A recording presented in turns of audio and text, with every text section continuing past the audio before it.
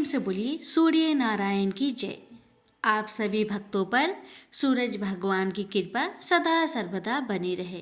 प्यारे भक्तों, आज आप रसपान करें रविवार सूर्य नारायण की व्रत कथा। जय सूर्यदेव। प्यारे भक्तों, आज रविवार के दिन आप सभी श्रवण करें रविवार सूर्यदेव की व्रत कथा। प्राचीन काल में एक बुढ़िया रहती थी। वह नियमित रूप से रविवार का व्रत करती थी। रविवार के दिन सूर्योदय होने से पहले ही उठकर बुढ़िया स्नान आदि से निवृत्त होकर आंगन को गोबर से लीपकर स्वच्छ करती और उसके बाद सूर्य भगवान की पूजा करते हुए रविवार व्रत कथा सुनकर सूर्य भगवान को भोग लगाकर दिन में एक समय भोजन करती थी। सूर्य भगवान की अनुकंपा से बुढ़िया को किसी प्रकार की चिंता एवं कष्ट नहीं था। धीरे धीरे उसका घर धन्य धान्य से भर रहा था। अब होता है ये कि उस बुढ़िया को सुखी होते देख उसकी पड़ोसन उससे जलने लगी। बुढ़िया ने कोई गाय नहीं पाल रखी थी, अतः वह बुढ़िया पड़ोसन के आंगन में बंधी गाय का गोबर लाती थी। पड़ोसन ने अपनी दिमाग लगाकर कुछ सोचकर उसने अपनी गाय को घर के भीतर ही बांध दिया। रविवार को बूढ़ी माई को गोबर ना मिलने से वह अपना आंगन नहीं लीप सके। आंगन ना लीप पाने के कारण उस बुढ़िया ने सूर्य भगवान को भी भोग नहीं लगाया और उस दिन खुद भी भोजन नहीं किया। सूर्यास्त होने पर बुढ़िया भूखी प्यासी सो गई। रात में भगवान ने उन्हें सपना दिया और भोजन ना बनाने और भोग ना लगाने का कारण पूछा तो बुढ़िया ने कहा भगवान को कि गोबर ना मिलने के कारण वो भोजन नहीं बना सकी। तब भगवान ने कहा कि माता, हम तुमको एक ऐसी गौ देते हैं जिससे सभी इच्छाएं पूरी होती है, क्योंकि तुम हमेशा रविवार को गोबर से लीप कर भोजन बनाती हो और भोग लगाकर ही खुद भोजन करती हो। इससे मैं खुश होकर तुम्हें वरदान देता हूँ। सपने में भगवान का यह वरदान पाकर जब बुढ़िया की आँख खुली तो देखा कि आंगन में एक अति सुंदर गौ और बछड़ा बंधे हुए हैं। गाय और बछड़े को देखकर वह खुश हो जाती है और घर के बाहर बांध देती है और खाने को चारा डाल देती है। जब पड़ोसन ने वृद्धा के घर के बाहर अति सुंदर गौ और बछड़े को देखा तो देश भावना से प्रेरित होकर उसका हृदय जल उठा और जब उसने देखा कि गाय ने सोने का गोबर दिया है तो वो गाय का सोने का गोबर ले गई और अपनी गाय के गोबर उसकी जगह रख दिया। रोजाना वह ऐसा करती रही और सीधी साधी बुढ़िया को कानों कान इसकी खबर तक ना होने दी।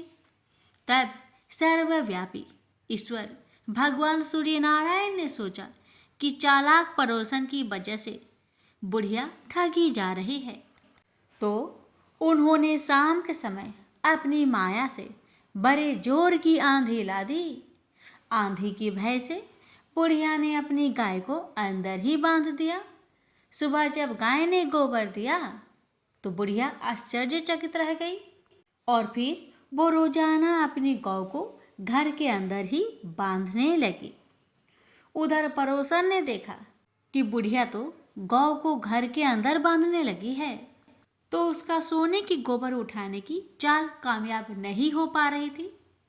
तो कुछ उपाय ना देखकर पड़ोसन ने सीधे राजा की सभा में जाकर सारी बात बता दी। उसने राजा से कहा कि मेरे पड़ोसन में एक वृद्धा के पास ऐसी गाय है जो आप जैसे राजाओं के पास होना चाहिए, आप ही के योग है। वह गौ रोजाना सोने का गोबर देती है। आप सोने से प्रजा का पालन करिए। वह बुढ़िया उस सोने का क्या करेगी? राजा ने यह बात सुनकर अपने दूतों को बुढ़िया के घर जाकर गौ लाने की आज्ञा दे दी। अब बुढ़िया सुबह सुबह ईश्वर को यानी सूर्य नारायण को भोग लगाकर भोजन ग्रहण करने जा ही रहे थे कि तभी राजा के कर्मचारी गाय खोलकर ले गए। यह देखकर बुढ़िया काफी रोई, जोर जोर से चिल्लाई, लेकिन कोई कर्मचारी ने एक ना सुनी। उस दिन फिर वृद्धा गौ के वियोग में भोजन ना कर सकी और रात भर रो रो कर सूर्य नारायण से गाय को पुनः पाने की प्रार्थना करती रही। वहीं दूसरी ओर राजा गौ को देखकर बहुत प्रसन्न हुआ और सुबह ही जैसे वह उठा, सारा महल गोबर से भरा दिखाई देने लगा। राजा यह देखकर घबरा गया। भगवान ने राजा को सपने में कहा था कि हे राजा, गाय बुढ़िया को लौटा देने में ही तेरी भलाई है। रविवार के व्रत से प्रसन्न होकर मैंने ही उसे यह गाय दी थी। सुबह होते ही राजा ने बुढ़िया को बुलाकर बहुत सारे धन के साथ सम्मान सहित गौ और बछड़ा लौटा दिया। इसके साथ ही पड़ोसन को भी बुलाकर उचित दंड भी दिया। ऐसा करने से राजा के महल की गंदगी दूर हुई और उसी दिन राजा ने नगरवासियों को आदेश दिया कि अपनी समस्त मनोकामनाओं की पूर्ति के लिए रविवार का व्रत रखा करे। प्रेम से बोलिए सूर्य नारायण की जय। हे सूर्य नारायण, जैसी कृपा आपने बुढ़िया माई पर करी, वैसे ही कृपा आपकी कथा कहने वाले, सुनने वाले, हुक्कार भरने वाले सभी भक्तों पर करना और सभी भक्तों की हर मनोकामना को पूर्ण करना। जय सूर्य नारायण। 2 माँ बेटी थी। सूरज भगवान का व्रत करती थी। सूरज भगवान का व्रत आया, माँ को किसी आवश्यक कार्य से बाहर जाना पड़ा।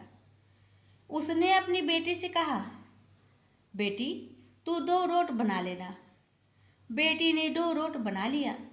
उसी समय एक जोगी भिक्षा मांगने आया। उसने माँ के रोट में से एक टुकड़ा तोड़कर जोगी को दे दिया। माँ बाहर से आई और बोली, मेरा रोट दे। तो बेटी बोली, माँ, एक जोगी भिक्षा मांगने आया था, आपके रोट में से थोड़ा टुकड़ा उसको दे दिया। ऐसा सुनते ही उसकी माँ ने जिद पकड़ ली और सारा दिन कहने लगी, घी रोटो दे, घी रोटो, मेली कोर दे, पूरो दे पर महारो दे। सब ने यही सोचा कि यह पागल हो गई और सब जनों ने मिलकर उसे एक अंधेरी कोठरी में बंद कर दिया। लड़की का एक राजकुमार से विवाह हो गया। उसके पति ने जिद कर ली कि मेरे को अपने ससुराल जाना है। बेटी की मायके में कोई और नहीं था। जब उसने सूरज भगवान से विनती की कि मेरे को 1.25 पहर का मायका दो, जब सूरज भगवान तथास्तु कहकर अंतर्ध्यान हो गए, उसके बाद सूरज भगवान की कृपा से जंगल में महल, बाग बगीचे, माता पिता, भाई बहन, भाभी, भतीजे सब बेटी जमाई के आदर सत्कार करने लगे, अपना प्यार लुटाने लगे। 1.25 पहर का समय बीतने लगा, पर जामाई जी का मन नहीं भरा। बेटी बोली, चलो देर हो रही है। उसको पता था 1.25 पहर होते ही सब खत्म हो जाएगा। वो अपने पति को लेकर जाने लगी। उसके पति ने अपने एक पाँव की मोचरी वहीं छोड़ दी। आधे रास्ते गया और बोला, मेरी मोचरी वहीं रह गई। उसने बहुत समझाया, आपके क्या कमी है, पर वह नहीं माना। वापस जाकर देखा तो वहाँ जोर से हवा चल रही। जहाँ भोजन बनाया वहाँ राख उड़ रही। पेड़ के नीचे उसकी मोचरी रखी थी। उसके पति ने उसका हाथ पकड़ा और पूछा, ये जादू किया तुमने? तब उसने अपने पति को सारी बात बताई। उसके पियर मायका में कोई नहीं है, उसकी एक बावली माँ है। ये तो सूरज भगवान ने उसको 1.25 पहर का मायका दिया। उसने और उसके पति ने सूरज भगवान से प्रार्थना की और सूरज भगवान की कृपा से उसकी माँ ठीक हो गई और उसको बहुत सारी धन दौलत देकर विदा किया। हे सूरज भगवान, जैसा लड़की को दिया वैसा सबको देना। कहानी कहते सुनते हुक्कारा भरते सभी के परिवार को देना। प्रेम से बोलिए सूर्य नारायण की जय।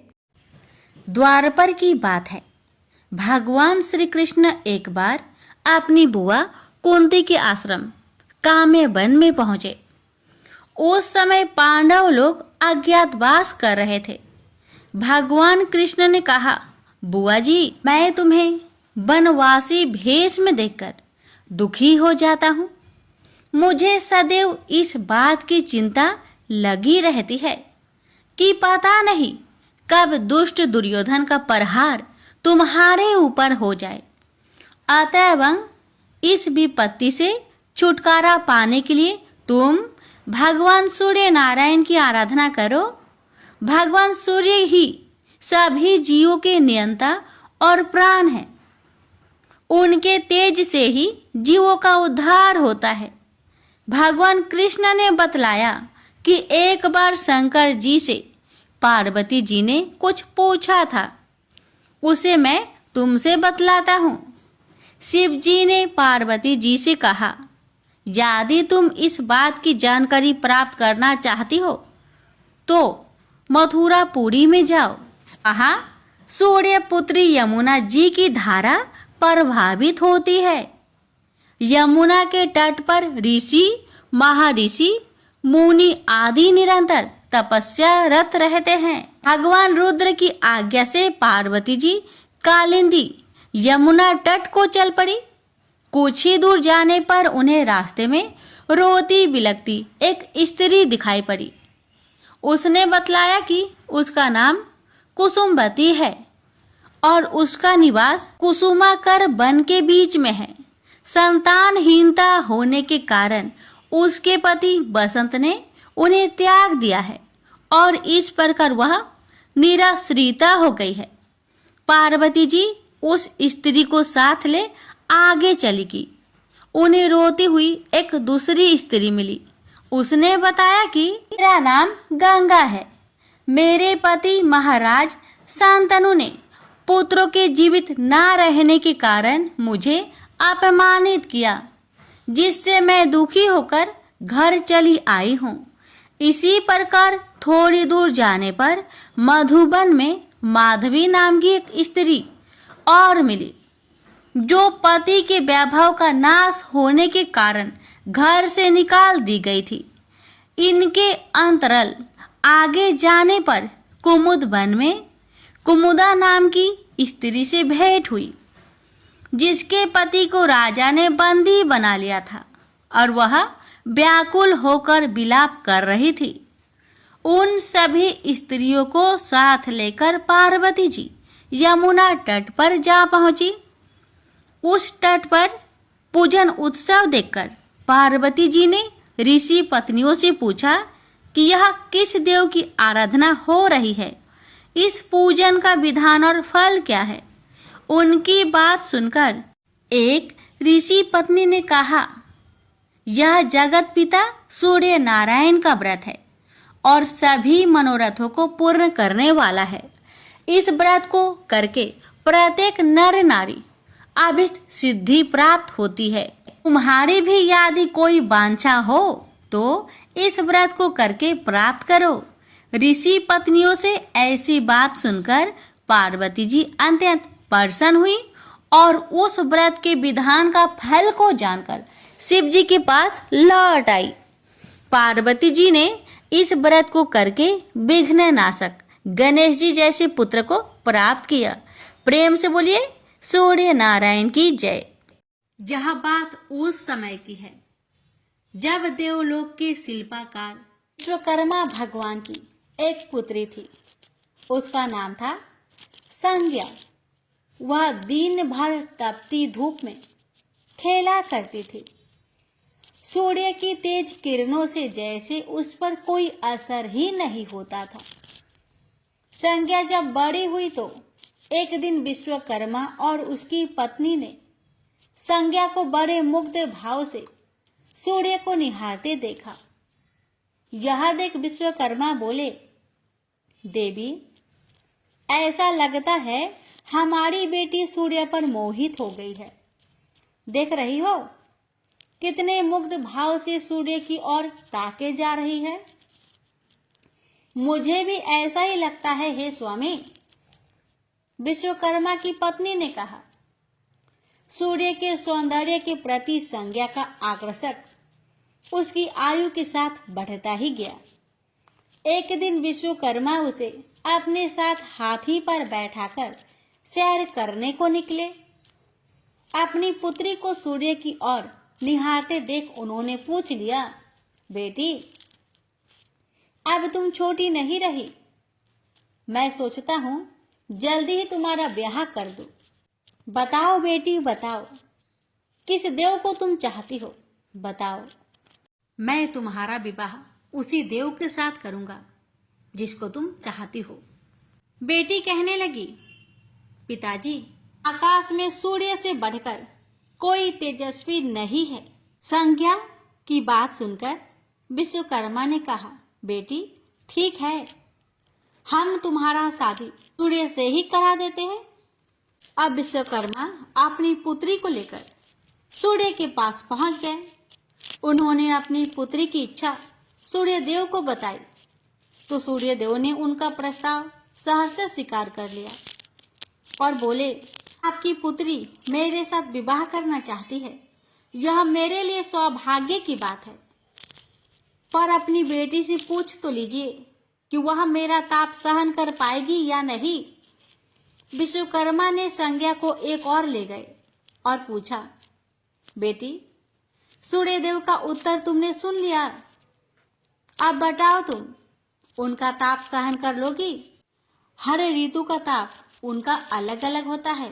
अब तुम बताओ, क्या सह पाओगी? संज्ञा ने कहा, पिताजी, हाँ, मैं सह पाऊंगी। अब विश्वकर्मा ने कुछ ही दिन बाद संज्ञा का विवाह सूर्य देव के साथ करा दिए। संज्ञा सूर्य देव के साथ उनके लोक चली गई। अब तो संज्ञा सूर्य देव के साथ सुख पूर्वक रहने लगी। फिर उनके वहां एक पुत्र पैदा हुआ जिसका नाम रखा गया मनु। अनेक ऋषि मुनि बालक को आशीर्वाद देने आए। यह बालक ज्ञानियों में भी ज्ञानी होगा। ऋषियों ने भविष्यवाणी की, आशीर्वाद सच निकला। जब वह कुछ बड़ा हुआ तो ऋषि मुनियों से शिक्षा ग्रहण करने लगा। सूर्यदेव और संज्ञा को अपने बेटे पर बड़ा गर्व था। वे बहुत ही प्रेम से अपने बेटे का लालन पालन करते थे। अनाचार एक बार ग्रीष्म ऋतु में सूर्य की किरणें बहुत ही प्रखर हो गई। उनका तेज अपने चरम सीमा पर जा पहुंचा। संज्ञा की चमड़ी रसने लगी। सूर्यदेव ने उसे अपने पास बुलाया तो वह अपनी आंखों पर हाथ रखकर उनके पास पहुंची। सूर्यदेव बोले, संज्ञा, मेरी ओर देखो, तुमने अपनी आंखें क्यों ढक ली? नेत्र खोलो और मेरी ओर देखो, मैं तुम्हारा पति हूँ। संज्ञा बोली, स्वामी, आपके ताप से मेरी आंखें खुल नहीं पा रही है। संज्ञा की बात सुन सूर्यदेव ने कहा, इसका अर्थ तो ये हुआ कि तुम मुझे अपने से दूर कर रही हो। विवाह के पूर्व मैंने तुमसे पूछा भी था कि क्या मेरा ताप सहन कर पाओगी। तुम्हारी सहमति पाकर ही मैंने तुम्हारे साथ विवाह करना स्वीकार किया था, लेकिन अब तुम अपने वचन से मुकर रही हो। सूर्यदेव क्रोधित होकर कहने लगे। संज्ञा बोली, हे स्वामी, इसमें मेरा दोष नहीं, आपका ताप ही प्रखर है। यह सुन सूर्यदेव और भी कुपित हो उठे और बोले, सुनो संज्ञा, प्राणवान वस्तुओं को जीवित रखने वाला मैं ही हूं, परंतु तुमने मेरी ओर से आंखें बंद कर ली, अतः तुम्हारे गर्भ से जो बालक उत्पन्न होगा वह यम होगा। यम अर्थात मृत्यु का देवता। संज्ञा वहां से भाग जाना चाहती थी, लेकिन बच्चों का मोह उसे विवश किए हुए था। संज्ञा की एक सहचरी थी, उसका नाम था छाया, जो हूबहू संज्ञा की ही प्रतिलिपि थी। उसने इस विषय में छाया की मदद लेने का निश्चय किया। उसने छाया को बुलाया और अपनी समस्या बताई। सुनकर छाया बोली, मुझे क्या करना होगा? तो संज्ञा कहने लगी, तुम संज्ञा बनकर मेरे पति के साथ जाओ और उनकी पत्नी और बच्चों की माँ बनकर वहीं रहो।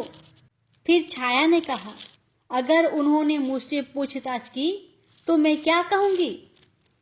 तो संज्ञा ने कहा, तुम बता देना कि मैं संज्ञा हूं, अपना भेद कभी मत खोलना। छाया कहती है, लेकिन मैं ये सब कैसे करूंगी? और करूंगी तो मेरी एक शर्त भी है कि अगर कभी सूर्यदेव मुझ पर बिगड़े या फिर श्राप देने लगे तो मैं सारा भेद खोल दूंगी। संज्ञा ने कहा, ठीक है छाया, अब जाओ और मेरे बच्चों को संभालो। तुमने मुझे बहुत ही कठिन काम सौंपा है संज्ञा। छाया कहने लगी, फिर भी मैं भरसक प्रयत्न करूंगी। और वहां से छाया चली गई।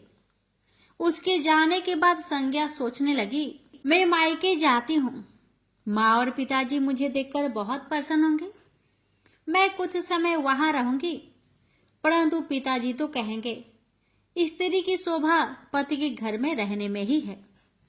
ऐसे ही विचारों में उलझी बेचारी संज्ञा मायके को चल पड़ी। रास्ते में उसके मस्तिष्क में उलझने टकराने लगी। वह सोचने लगी, पिताजी जब मुझे लौट जाने को कहेंगे तब मैं क्या करूंगी? तब मैं जंगल में चली जाऊंगी। इसी सोच विचार के साथ संज्ञा अपने मायके पहुंच गई। पिता ने उसका बड़ा सत्कार किया। बोले, आओ बेटी आओ, सब कुशल मंगल तो है? तो संज्ञा बोली, नहीं पिताजी नहीं, आपने ठीक ही कहा था। ग्रीष्म ऋतु में मैं सूर्य देव की ताप सहन नहीं कर सकी। अब तो संज्ञा कुछ दिन अपने पिता के घर में सुख से रही। एक दिन पिता ने उससे कहा, बेटी संज्ञा, तुम्हारे आने से मुझे बड़ा हर्ष हुआ है, मुझे बहुत अच्छा लगा। परंतु विवाह हो जाने के बाद स्त्री को मायके में अधिक दिन तक नहीं ठहरना चाहिए। अब तुम अपने पति के घर जाओ, फिर कभी हमसे मिलने आना। तुम मुझे बहुत प्यारी हो, किंतु पति का घर ही स्त्री का घर होता है। यही मैंने सोचा था, संज्ञा मन ही मन बोली। और एक रात चुपचाप पिता का घर छोड़कर वह जंगल में चली गई। वह सोचने लगी, मैं सूर्य के सामने नहीं जा सकती, अतः घोड़ी बन जाती हूँ। उस रूप में मुझे यहाँ कोई पहचान नहीं पाएगा। घोड़ी का रूप धारण कर संज्ञा सूर्य के ताप की शक्ति को कम करने के लिए तपस्या करने लगी। तो छाया ने सूर्य के यहाँ जाकर संज्ञा का स्थान ले लिया। सूर्य देव ने उसे संज्ञा ही समझा। वे बोले, तुम लौट आई मेरे यहाँ? तो छाया कहने लगी, क्षमा कर दो स्वामी, मैंने अपनी दुर्बलता को जीत लिया है। छाया बड़े ही खेद स्वर में बोली।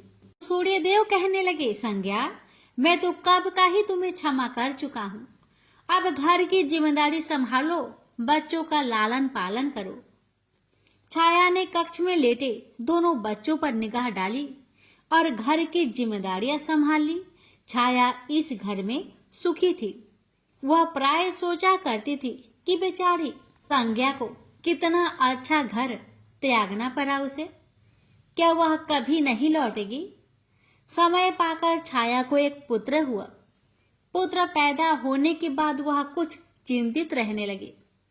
मुझे यह नहीं भूलना चाहिए कि मैं संज्ञा नहीं, छाया हूँ। छाया ने एक पुत्र और पुत्री को जन्म दिया।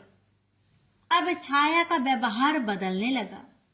वह अपने बच्चों से तो ज्यादा प्यार करती, लेकिन संज्ञा के बच्चों को तारने और उनके साथ दुर्व्यवहार करने लगी। मनु ने तो बी माता के व्यवहार को नजरअंदाज कर दिया, लेकिन यम को उसका व्यवहार खटकता रहा। माता छाया का यमुना बहन के साथ ऐसा व्यवहार करना उचित नहीं। वह अपने बच्चों के साथ तो कितना अच्छा व्यवहार करती थी। हम भाई बहन से नफरत, एक दिन तो हद ही हो गई। छाया ने यमुना के बाल पकड़े और उसे डंडे से पीटते हुए बोली, कमबख्तो, मरते भी तो नहीं, मर जाओ तो मेरा पीछा छूटे। जब छाया देर तक यमुना को पीटती रही तो यम से ना रहा गया। उसने जाकर छाया का हाथ पकड़ लिया और गुस्से से बोला, बस माता बस, अब तुमने यमुना पर हाथ उठाया तो मुझसे बुरा कोई ना होगा। अच्छा, तेरी यह हिम्मत, मुझे धमकी देता है। ठहर जा, आज मैं तेरे पिताजी से इसकी शिकायत करूंगी। छाया बड़े ही क्रोध स्वर में बोली। लेकिन छाया ने इस डर से सूर्यदेव से शिकायत न की, कहीं उसका भेद उजागर न हो जाए। लेकिन यम और यमुना ने तंग आकर अपने पिता से उसकी शिकायत अवश्य कर दी। पिताजी, यह स्त्री हमारी माँ नहीं है। यम ने कहा, हाँ पिताजी हाँ, पुत्र माता से विमुख हो सकता है, परंतु माता की ममता कभी कम नहीं होती। यमुना भी बोल उठी। सूर्यदेव ने कहा, मैं देख लूंगा, तुम जाओ, डरो नहीं, बस सब ठीक हो जाएगा। ऐसा कहकर सूर्यदेव ने बच्चों को धैर्य बंधाया। लेकिन बच्चों के जाते ही वह सोच में पड़ गए। बच्चे ठीक कहते हैं, यह अवश्य कोई मायाविनी है। सूर्यदेव गुस्से में भरकर छाया के पास पहुंचे और उसके केस पकड़कर झकझोर कर बोले, सच बताओ तुम कौन हो, अन्यथा मैं तुम्हें कठोर दंड दूंगा। ठहरिए स्वामी ठहरिए, छाया कांपती हुई बोली। स्वामी, मैं संज्ञा की छाया हूं। वह आपकी देखभाल का भार किसी को सौंपे बिना नहीं जाना चाहती थी, इसलिए उसने मुझे आपके पास भेज दिया है। सूर्यदेव ने कहा, संज्ञा कहाँ गई है? तो छाया ने बताया, अपने पिता के यहाँ। अब तो सूर्यदेव सीधे विश्वकर्मा के पास पहुंचे और उनसे पूछा कि संज्ञा कहाँ है? तो विश्वकर्मा जी ने कहा, वह तुम्हारे तेज से बचने के लिए यहाँ आई थी। विश्वकर्मा की बातें सुन सूर्यदेव ने कहा, तो आप मेरा तेज को घटा दीजिए, फिर उसे खोजने के लिए चलते हैं। विश्वकर्मा ने सूर्यदेव के तेज का 8वां भाग को छाट दिया, जिससे उनका तेज घट गया। फिर वे संज्ञा को खोजने निकले। उन्होंने राहगीरों से पूछताछ की, तुमने इधर कोई घोड़ी को देखा है क्या? हाँ, एक बिलछन घोड़ी को हमने नदी के पास विचरण करते हुए देखा है, राहगीरों ने बताया। उसमें बिलछन की क्या बात है? वह घोड़ी मानवी भाषा भी बोलती है।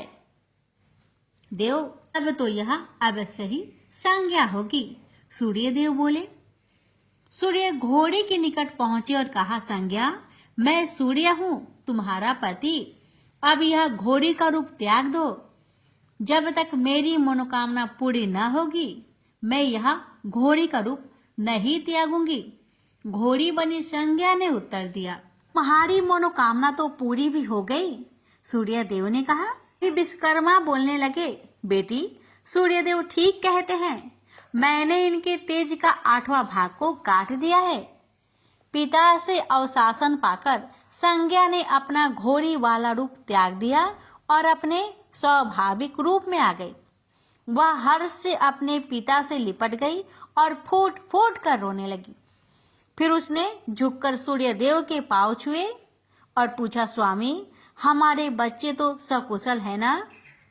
सूर्यदेव ने कहा, हाँ, दोनों बच्चे ठीक है। मनु, यम और यमुना को अब फिर से माँ मिल जाएगी। सूर्यदेव ने मुस्कुराकर कहा, मैं अब कभी भी अपना घर त्याग कर नहीं जाऊंगी। संज्ञा ने सूर्यदेव को वचन दिया और साथ में संज्ञा बोली, स्वामी, आप छाया को क्षमा कर देना और अपने साथ ही रखना। दोनों का मिलन देखकर विश्वकर्मा ने भी अपना आशीर्वाद प्रदान किया। जाओ और सदा सुख शांति से रहो। सूर्यदेव और संज्ञा सूर्यलोक पहुंचे और छाया और बच्चे के साथ आनंद पूर्वक रहने लगे।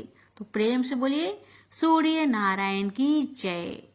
अटपट नगरी का एक गरीब ब्राह्मण लकड़ियों और घास के लिए हर रोज जंगल में जाया करता था।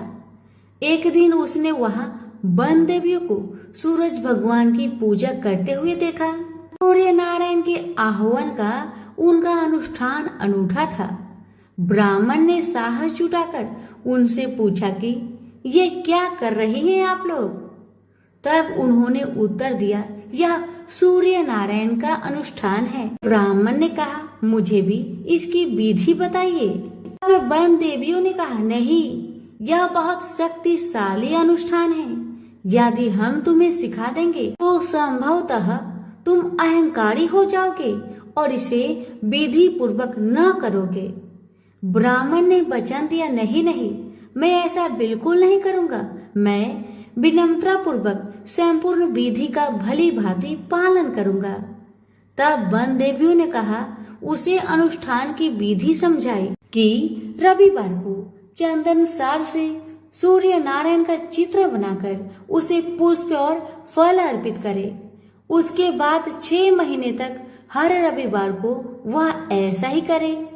फिर उसके अगले 6 महीने गरीबों को दान करे। ब्राह्मण घर गया और रविवार से अनुष्ठान प्रारंभ कर दिया। उसके अनुष्ठान से सूरज भगवान बहुत प्रसन्न हुए। धन धान्य से ब्राह्मण का घर भर गया। उसे बहुत प्रसिद्धि प्राप्त हुई। एक दिन रानी ने उसे बुलवाया।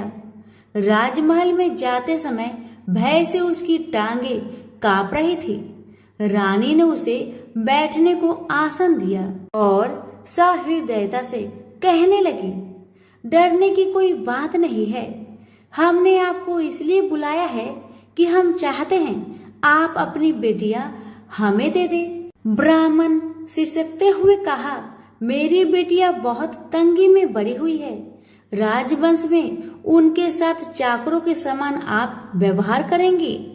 रानी ने उसे आश्वस्त किया कि नहीं नहीं, ऐसी बात नहीं है, आप चिंता न करें, उनके साथ राजसी व्यवहार किया जाएगा। एक का राजा से विवाह होगा और दूसरी का मंत्री से होगा। ब्राह्मण ने खुशी खुशी रानी का प्रस्ताव स्वीकार कर लिया। शीघ्र ही विवाह हो गए और ब्राह्मण की बिटिया ससुराल चली गई। पूरे 12 बरस ब्राह्मण उनसे मिलने नहीं आया। वह अपने काम और काज में और अनुष्ठान में व्यस्त रहता था। तथा 12 बरस बाद उसने बेटियों से मिलने की सोची। पहले वह बड़ी बेटी के पास गया। बड़ी बेटी राजा से ब्याही थी। बेटी ने पिता को रत्नजड़ित चौकी पर बिठाया। सुगंधित जल से उनके हाथ पैर धुलवाए और मिठाई परोसी। ब्राह्मण ने कहा, जलपान से पहले तुम मेरी कथा सुनोगी? पर बेटी ने कहा, नहीं बाबा, आज मुझे अवकाश नहीं। महाराज अखेट के लिए प्रस्थान करने वाले हैं। मुझे उनके खाने की व्यवस्था करनी होगी। ब्राह्मण को उसका व्यवहार बहुत अशिष्ट लगा। वह क्रोध होकर वहां से चल पड़ा। ब्राह्मण वहां से छोटी बेटी के पास गया जो कि मंत्री से ब्याही गई थी।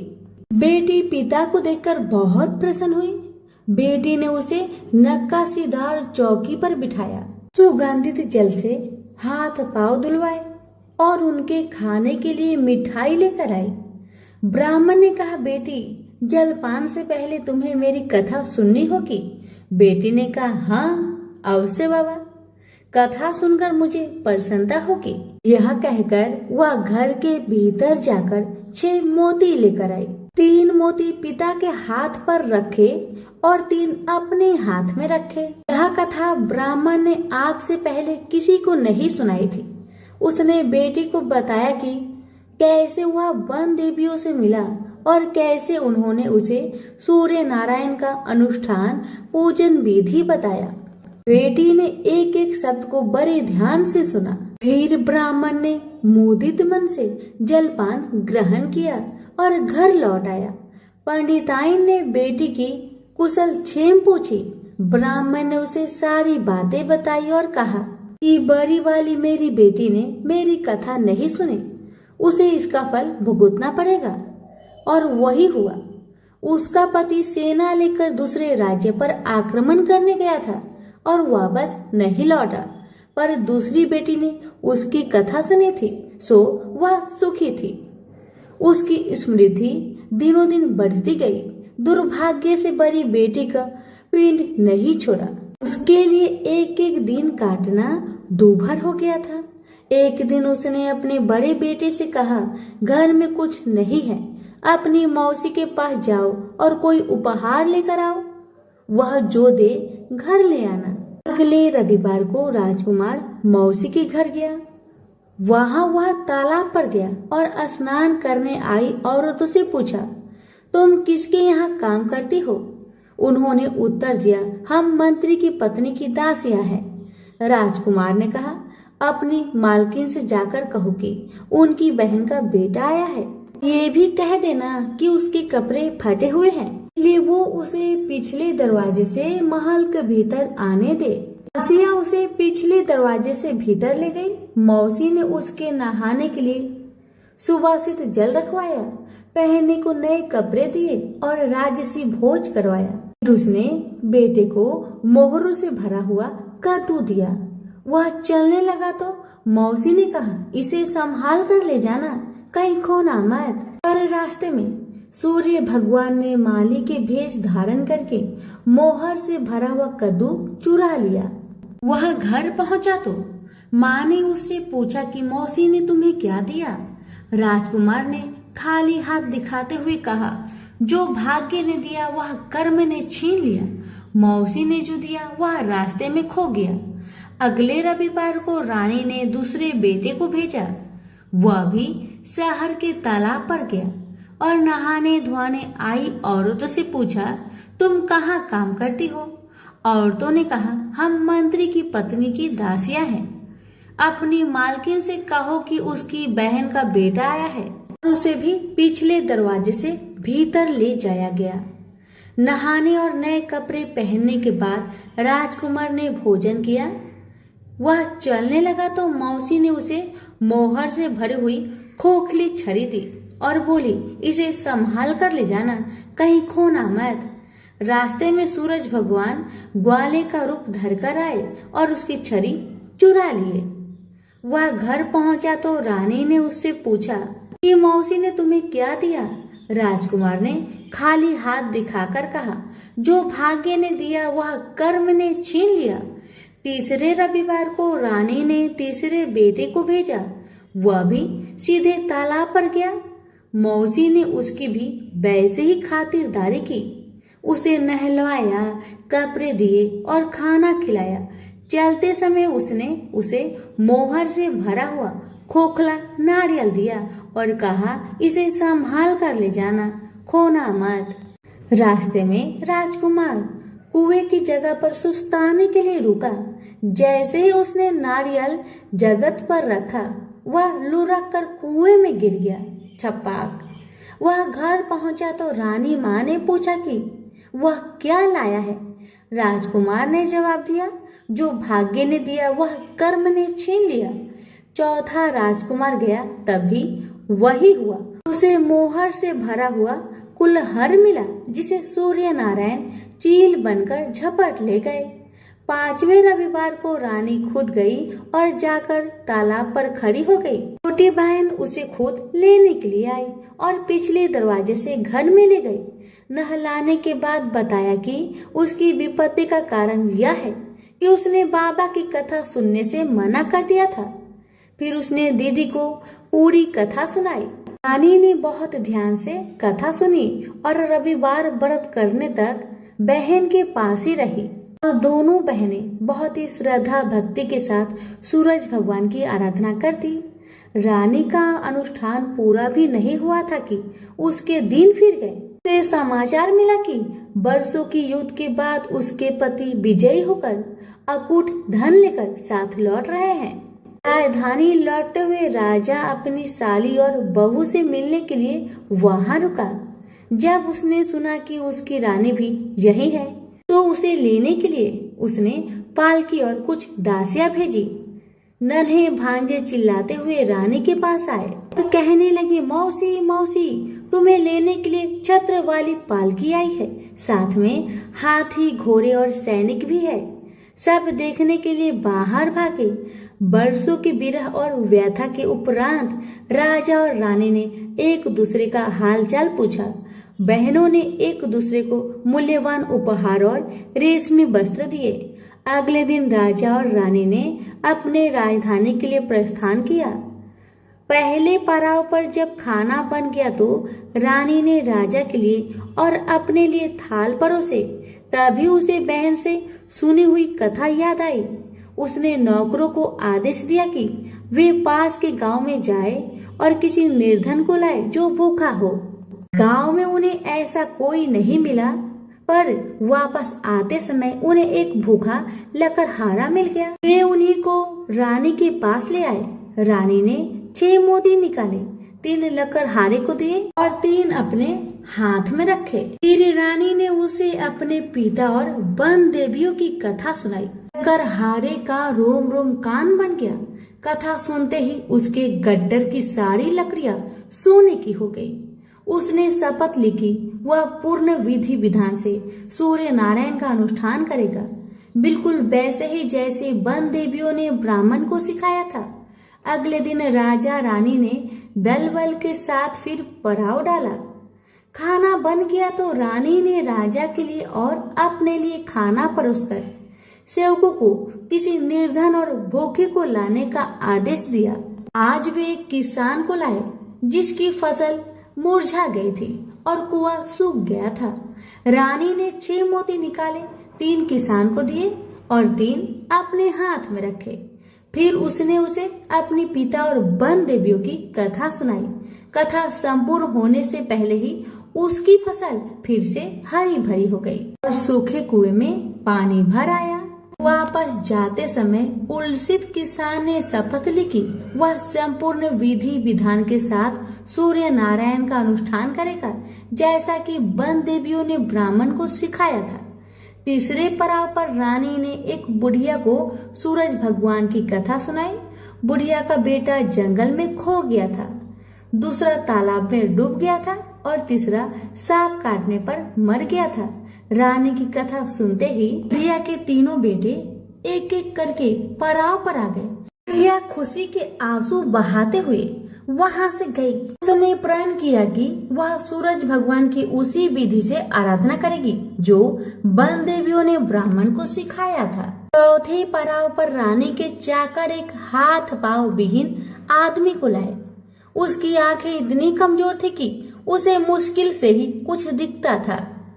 यहाँ तक कि उसका कोई नाम भी नहीं था। लोग उसे लोथ कहते थे। चाकरों ने उसे जब देखा तब वह मुंह के बल पड़ा था। वे उसे उठाकर पड़ाव पर ले आए। रानी ने उसे नहलवाया और नए कपड़े पहनने को दिए। फिर उसने 6 मोती निकाले, 3 लोथ के पेट पर रखे और 3 अपने हाथ में रखे। फिर उसने उसे अपने पिता और वन देवियों की कथा सुनाई। अपाहिज आदमी ने पूरा श्रद्धा से कथा को सुना। कथा सुनते ही उसके हाथ पैर निकल आए और इसके आंखों की ज्योत भी लौट आई। वो भी जाते समय अति प्रसन्न होकर गया। उसने शपथ लिया कि वह सूर्य नारायण की विधि पूर्वक आराधना करेगा, जैसे कि वन देवियों ने ब्राह्मण को बताया था। अगले दिन राजा और रानी अपनी राजधानी पहुंच गए। वे महल में भोजन करने के लिए बैठे तो सूरज भगवान स्वयं प्रकट हुए और उनके साथ भोजन करने की मनसा दर्शाई। राजन ने महल के सारे दरवाजे खुलवा दिए और अनेकानेक उत्कृष्ट व्यंजन बनाने का आदेश दिया। प्रत्येक पकवान को 6 अलग अलग खुशबुओं के साथ परोसा गया। सूर्य नारायण और राजा खाने के लिए बैठे। सूर्य नारायण को पहले कौर में ही एक लंबा वाल दिखा। वह क्रोधित होकर चिल्लाए, यह किस अधम स्त्री का वाल है। रानी भय से पीली पड़ गई।